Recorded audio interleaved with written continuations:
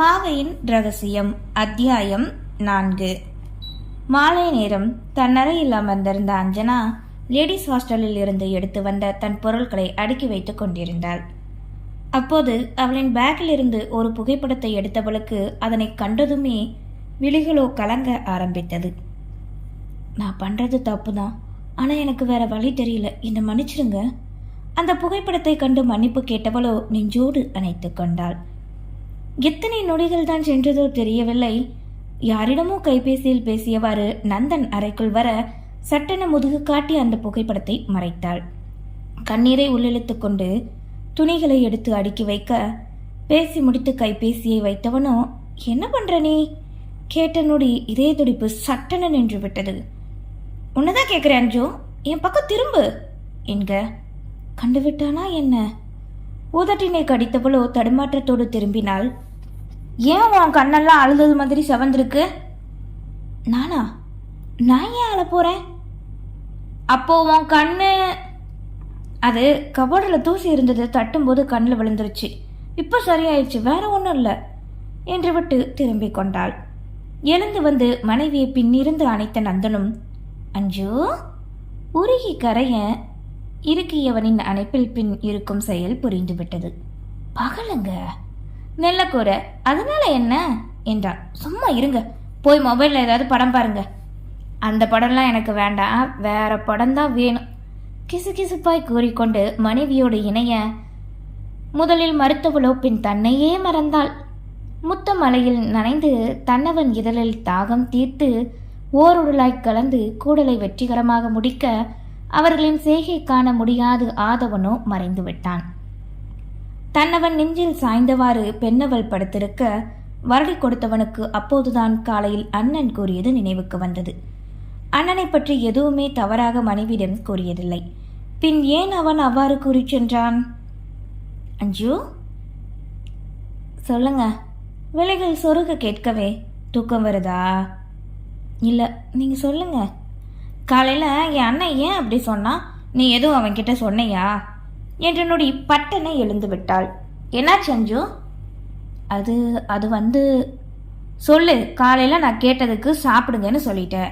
எல்லாரும் கிளம்புற அவசரத்தில் நானும் மறந்துட்டேன். அப்புறம் நம்மளும் வெளியில் போயாச்சு, சுத்தமாக மறக்க இப்போதான் ஞாபகம் வந்தது. சொல்லு என்க. தான் பொய்யாக எதையாவது கூறி வைத்தால் நிச்சயம் வீட்டில் இருப்பவர்கள் பேசுகையில் தெரிந்துவிடும். அதனாலே காலையில் நடந்த அனைத்தையும் அப்படியே கூறினாள். எதுக்கு இப்படி அஞ்சனா? எரிச்சலோடு கேட்க, என்னாச்சுங்க? இதே வேற யாராவது இருந்திருந்தா குடும்பத்தை வந்தது பிரிக்க பார்க்குறியான்னு கேட்டிருப்பாங்க. என்ன மாதிரி வேற எவனும் இருந்திருந்தா உன் கண்ணை பழுத்திருக்கும். நான் ஒன்றும் தப்பா சொல்லலையே, நிதின் மாமா பண்றதைத்தானே சொன்னேன் என்று சற்று முன் கொஞ்சிய கிளிகள் இப்போது எளியும் பூனையுமாக மாறியது. அதுக்கு என்ன எதுக்கு இதுல கோத்து விட்ட? கவிக்கா பாவம், அதனால சொன்னேன். நிதின் மாமா கவி அக்காவும் முறைச்சாங்க, அக்கா பயந்து போய் இருந்தாங்க, அதான் இப்படி பண்ணேன். அப்போ என் அண்ணன் அந்த நிமிஷம் என் மேல கை வச்சிருந்தா என்ன பண்ணியிருப்ப? அடிச்சிருப்பேன். பதிலுக்கு பதிலாய் கூறிக்கொண்டிருந்தவளோ சட்டென வார்த்தையை விட்டாள். அதுதான் என்னாச்சு உனக்கு? கல்யாணத்துக்கு அப்புறம் ரொம்ப மாறிட்ட போல. நான் எப்பவும் போலதான் இருக்கேன். இந்த வீட்டில் நடக்கிறத தான் சொன்னேன். புதுசா பண்றது நீங்க தான். கோவப்படக்கூட உங்களுக்கு தெரியுது, அது சரிதான். முறைப்போடு கூறிவிட்டு தன் வாய் தனக்கு வினை தப்பித்தால் போதுமென எழுந்து குளியலறைக்கு சென்று விட்டாள். மனைவி சென்ற பின்னேதான் தானும் அதிகமாக கத்திவிட்டோமோ என்ற எண்ணம் தோன்றியது. சே, கல்யாணத்துக்கு அப்புறம் நீ முழுசா மாறணும், பொறுமையா இருக்கணும்னு ஃப்ரெண்ட்ஸு சொன்னதெல்லாம் காத்துல விட்டேன் பாரு. எனக்கு இது தேவைதான். யாருமே இல்லாமல் அனாதையாக வாழ்ந்தவளை போய் கல்யாணம் முடிஞ்ச 2 நாளில் நோகடிச்சிட்டேனே. நெற்றியை தேய்த்து கொண்டு அமர்ந்திருந்தான். நேரம் சென்று அஞ்சனா வெளியே வர, அஞ்சு சாரி விழிகளை சொருக்கி கெஞ்ச. கோபம் வந்தால் மட்டும் அஞ்சனா, மற்ற நேரத்தில் அஞ்சுவான் அஞ்சு புலம்பிக் கொண்டு கண்ணாடியின் முன் சென்று நிற்கவே எழுந்து வந்தான். சாரி பட்டோ. தோள்பட்டையில் தன் முகம் வைத்து கண்ணாடியில் அவள் முகம் கண்டு கூற, அக்காவை காப்பாற்ற அப்படி பண்ணேன். நான் பண்ணது தப்பு தான், அதுக்கு நீங்கள் புரிய வைக்கிற மாதிரி சொல்லணும். அதை விட்டுட்டு திட்டுறீங்க. குடும்பத்தில் இருக்கிறவங்க கிட்ட என்ன மாதிரி நடந்துக்கணும்னு எனக்கு என்ன தெரியவா செய்யும் என்ற நொடி மனைவி வருந்துகிறாள் என நினைத்து திரும்பி தன்னோடு அணைத்து கொண்டான். விடாது இறுக்கியவன் பலமுறை மன்னிப்பு வேண்ட அதன் பின்னே பேச ஆரம்பித்தாள். சரி, இனி இதை பத்தி பேச வேண்டாம். கவினை அக்காவை பார்த்தா பாவமா இல்லையா? பேச வேண்டான்னு சொல்லிட்டேன், பேசுற. காலையில் அவங்க கிட்ட பேசும்போது அவங்க இந்த வீட்டில் என்ன வாழ்க்கை வாழ்றாங்கன்னு புரிஞ்சுக்கிட்டேங்க. வேலைக்காரி மாதிரி இருக்காங்க. கவலையோடு கூறவே, அண்ணி எல்லா வேலையும் பார்க்கறதால உன் பார்வையில் அப்படி இருக்கும். அதெல்லாம் இந்த வீட்டில் நல்லா தான் பார்த்துக்கிறோம். என்னென்ன தேவையோ எல்லாமே அவங்க செய்யத்தானே செய்கிறோம் அவங்களுக்கு என்க தன்னவனிடம் இப்போது பேசி புரிய வைக்க முடியாது என்பதை உணர்ந்து கொண்டாள். சரி விடுங்க, வெளியே எங்கேயாவது போயிட்டு வரலாமா? ஏனோ இங்கிருந்தால் இதனை தான் நினைப்போம் என்ற எண்ணத்தில் கேட்க நந்தனும் சரி என்றான். அன்றைய நாள் அப்படியே சென்றுவிட மறுநாள் இருவரும் ஹனிமூன் கொண்டாட வெளியூர் கிளம்பி விட்டனர். பெற்றவர்களிடம் காலையிலே கூற அவர்களும் சரியென்று கூறிவிடவே 4 நாள் பயணமாக சிம்லாவிற்கு கொண்டாட சென்றனர். இரவு நேரம் போல் உணவு உண்ணும் போது கணவனிடம், ஏங்க பாப்பாக்கு இந்த மந்த் ஸ்கூல் ஃபீஸ் கட்டணும் மெல்ல கவினையா கூற, இது வேறையா, வாங்குற சம்பளம் உன் பிள்ளைக்கு ஃபீஸ் கட்டவே சரியாயிரும் போல என்ற நொடி அப்படியே சுருக்கென்று குத்திய உணர்வு. தன் பிள்ளை என்கிறானே, இவனுக்கும் அவள் பிள்ளைதானே மனதில் நிற்க, எவ்வளோ கட்டணும்? 20,000. எல்லாரோட பணமும் உன்கிட்ட தானே இருக்கு, அதில் எடுத்து கட்டு. அதில் எப்படிங்க கட்ட முடியும்? ஏன், அது என்ன உன் காசா? என்னை பெற்றவங்களும் என்னோட காசும் தானே. ஆமாங்க, அடுத்த வாரம் வீட்டுக்கு தேவையான பொருள் எல்லாம் வாங்கணும், அதுக்கு மட்டும்தான் இருக்கு. அப்போ தரேன், நாளைக்கு அதை எடுத்து கட்டிடு என்கவே சரி என்றாள். அப்போதுதான் தன்னிடம் தண்ணீர் இல்லை என்று எடுக்க வெளியே வந்த தீப்திக்கு இவர்கள் பேசுவது செவியில் விழுந்தது. அன்று சனிக்கிழமை விடுமுறை நாள் இருக்க வேலை அனைத்தையும் முடித்து மகளின் பள்ளிக்கு 10 மணி போல் கிளம்பி வந்தாள் கவினையா. மாமியாரும் மகளும் ஹாலில் அமர்ந்திருக்கவே, அத்தை பாப்பாக்கு ஸ்கூல் வரைக்கும் போயிட்டு வந்துடுறேன் என்க. எதுக்கு என்றார். காரணத்தை கூறவே, சரி போயிட்டு வா என்றதும் அங்கிருந்து கிளம்பி விட்டாள். அண்ணி கொண்டு செல்லும் பணம் வீட்டுக்கு தேவைக்காக பொருள் வாங்க கொடுத்தது என்பது தீப்தி மட்டுமே அறிந்தது. நாட்கள் செல்ல தேனிலவு முடிந்து வந்த புது தம்பதிகள் இருவரும் திரும்ப வேலைக்கு செல்ல ஆரம்பித்தனர். நந்தன் அஞ்சனா இருவரும் ஒரே போல் மென்பொருள் நிறுவனம் ஒன்றில்தான் வேலை பார்த்து வருகின்றனர். நந்தன் 3 வருடமாக அங்கு வேலை பார்க்க, அஞ்சனா அங்கு வேலைக்கு சேர்ந்து 1 வருடம்தான் ஆகிறது. இவர்கள் இருவரும் காதலிக்க ஆரம்பித்து 8 மாதங்களாகிறது. அஞ்சனா அவசரப்பட்டதால் தான் விரைவில் நந்தன் திருமணம் செய்து கொண்டான். எதற்கு அவசரப்படுத்துகிறாள் என்பதை தன்னவள் மீதுள்ள காதலில் மறந்தே போனான். இப்போது கூடுதலாக அஞ்சனாவிற்கு சேர்ந்து மதிய உணவினையும் தயாரிக்க வேண்டிய நிலையில் இருந்தால் கவினையா. அது ஒன்று பெரிய வேலையில்லை என்பதால் பொருட்டாக எடுக்கவில்லை. திருமணத்திற்கு பின் முதல் நாள் இருவரும் வேலைக்கு வர உடன் பார்த்த வேலை அனைவருமே வாழ்த்து கூறினர். இன்முகமாக ஏற்றுக்கொண்டு தங்களின் வேலையை பார்த்தனர். மதிய நேரம் போல் நண்பர்கள் அனைவரும் ஒன்றாக அமர்ந்து கேலி கிண்டலோடு உணவினை முடித்தனர். மற்றவர்கள் சென்றுவிட கணவன் மனைவி இருவர் மட்டுமே அமர்ந்திருந்தனர். உனக்கு ஞாபகம் இருக்கா அஞ்சு, இந்த கேன்டீனில் வச்சு தான் நம்ம ஃபர்ஸ்ட் டைமே மீட் பண்ணோம் என்க. இல்லையே சட்டென மறுத்து கூறினாள். அப்போ இதுக்கு முன்னாடி என்னை எப்போ பார்த்த என்றதும் தலையை குனிந்து நாக்கை கடித்து கொண்டாள்.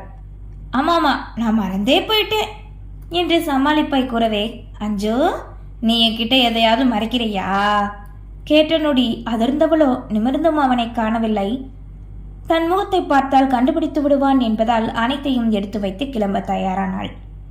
உன்னதான் கேட்குற அஞ்சு மனைவியின் கரங்களை பற்றி தடுக்க, எதுக்காக இப்படி கேட்குறீங்க நந்தன்? அப்போ உங்களுக்கு என் மேல நம்பிக்கை இல்லைன்னு தானே அர்த்தம். நான் உண்மையா இல்லைன்னு சொல்றீங்க வேக வேகமாய் கோபமோடு கேட்க, ஹே ரிலாக்ஸ், எதுக்கு நீ இப்ப இவ்வளோ கோவப்படுற? நான் ஏதோ சும்மா கேட்டேன். ஹர்ட் பண்ணாதீங்க நந்தன், டைம் ஆச்சு வாங்க என்றவளோ அவனின் வருகிறானா என்று கூட காணாது சென்றுவிட தன்னைத்தானே திட்டிக் கொண்டான். டேய் உனக்கு என்னாச்சுடா? ஏண்டா இப்படி எதையாவது கேட்டு அவளை காயப்படுத்துற நினைத்து நெற்றியில் அடித்து கொண்டு சென்றான். தன் இருக்கையில் வந்து அமர்ந்தவளின் மனமோ ஒரு நிலையில் இல்லை. இதற்கு முன் எப்படியோ, ஆனால் இனி கணவன் மனைவி என்றாகிவிட்டது. இனி ஒவ்வொரு நொடியும் வீட்டிலும் சரி இங்கும் சரி அவனோடு தான் இருக்கப் போகிறோம். தன் முகமே அவனுக்கு எதையோ காட்டிக் கொடுக்கிறது. அதனால் தானே இப்படி கேட்கிறான். இனி தான் கவனமாக இருக்க வேண்டும். அவனை கேள்வி கேட்க விடாது வைத்துக் கொள்ள வேண்டும் என்று நினைத்து கொண்டாள்.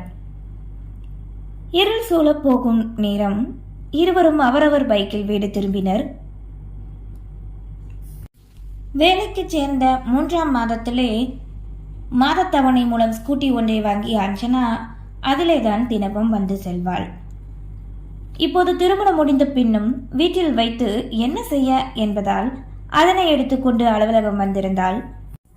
ஒரு சில நாட்களில் இருவருக்கும் வெவ்வேறு நேரங்களில் வேலை முடியும் என்பதால் தன் ஸ்கூட்டியிலே சென்று வருவதாக கூற நந்தனும் கேட்டுக்கொண்டான்.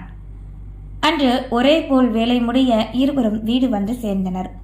அவர்கள் வரும் நேரம் மனோகரி காலில் அமர்ந்திருந்தார். இளநகை ஒன்றை உதைத்துவிட்டு நேராக மாடி ஏற, மருமகளே, அஞ்சனாவை கண்டு அழைத்தார். சொல்லுங்க அத்தை என்றவளோ திரும்பி அவரின் அருகில் வர நந்தனும் மாடிப்படி அருகே அப்படியே நின்றான். இனி ஒவ்வொரு மாசமும் சாப்பாட்டுக்கு 5000 கொடுத்துருமா? நீ வேலைக்கு போகாம இருந்தா உன் புருஷன்கிட்ட கேட்பேன். நீ தான் போறியே, அப்ப நீயே கொடுத்துரு என்க அவளோ திரும்பி கணவனை கண்டாள். அவங்களும் நானும் எப்பவும் ஒன்று தானே, ஏதோ எங்களை பிரித்து பேசுகிற மாதிரி பேசுறீங்க. பட்டதை கேட்டுவிட. அப்படி நினைச்சா நான் ஏன் உங்கள் கல்யாணத்துக்கு சம்மந்தம் சொல்ல போகிறேன்? என் மகனுக்கு பொண்ணு தர எத்தனையோ பேர் இருந்தாங்க தெரியுமா? ஏன் என் அண்ணன் பொண்ணு கூட காத்துக்கிட்டு தான் இருந்தா. வர வைகாசி அவளை தான் கட்டி வைக்கணும்னு நினைச்சேன். என்ன பண்ண? நான் நினைச்சது எங்க நடந்தது? வெறுப்போடு கூறினார். இப்போ எதுக்கு இதை சொல்றீங்க அத்தை? இங்க அஞ்சு மனைவியை அடக்கினான். அம்மா, இனி 1ஆம் தேதி சேர்த்தே கொடுத்துட்றேன் என கூறி மனைவியை அழைத்து கொண்டு சென்றான் நந்தன். தங்களின் அறைக்கு வந்த அஞ்சனா கைப்பையை படுக்கையில் வீச, தங்களின் குடும்பத்தாரோடு இவள் ஒத்துப்போக இன்னும் சில நாட்கள் ஆகும் என்பதை நந்தன் புரிந்து வைத்திருந்தான். என்னாச்சு அஞ்சு? சாப்பாட்டுக்கு காசு வாங்குறாங்க, என்னங்க இதெல்லாம்? ஆமா, அவங்க ஏதோ நான் இந்த வீட்டுக்கு மருமகளா வந்ததை பிடிக்காத மாதிரி பேசுறாங்க. யாருமே இல்லாத எனக்கு எல்லாரோட அன்பு கிடைக்கும் நினைச்சு வந்தா அப்படி ஒன்றும் இங்கே இல்லை. நீங்க என்னை ஏமாத்திட்டீங்க நந்தன். வேதனையோடு கூறவே மனைவியை அணைத்துக் கொண்டான். ஆறுதல் வார்த்தை கூறி நந்தன் தடவி கொடுக்க இவர்களின் எண்ணங்களையும் இங்கு நடக்கும் செயல்களையும் நினைத்து உள்ளுக்குள் விஷமத்தோடு சிரித்து கொண்டாள் அஞ்சனா. நன்றி.